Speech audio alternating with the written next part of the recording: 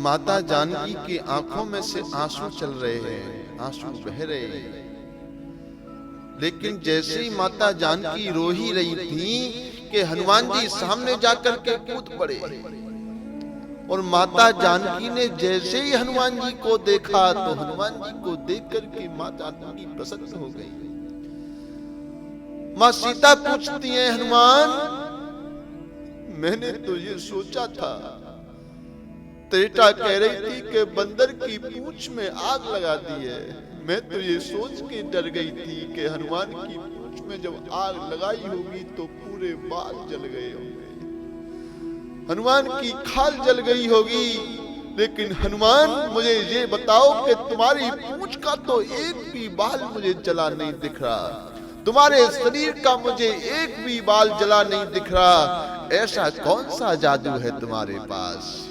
लंक जला के जली भी नहीं, हनुमंत विचित्र है पूछ तुम्हारी।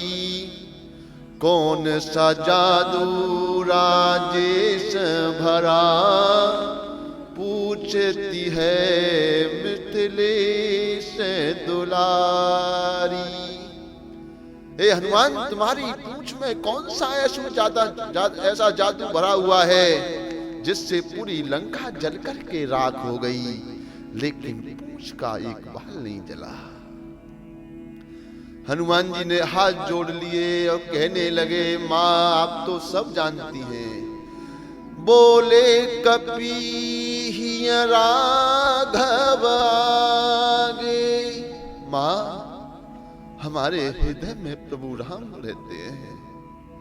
बोले कपि राघव आगे, पीछे है पूछ रहस्य है भारी। हनुमान जी की आंखों से आंसू बहने लगे। हनुमान जी कहते हैं, मां इस बानर को भला पूछता कौन, इस बंदर को भला पूछता कौन, श्री राम के पीछे है पूछ हमारी। मां इस बंदर को भला कौन पूछता?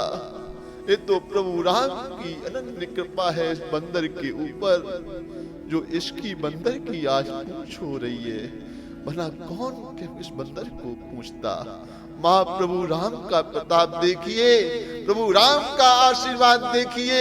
लंका में आज बच्चा अपनी माँ को नहीं पूछ रहा, कोई राक्षस अपनी पत्नी को नहीं पूछ रहा।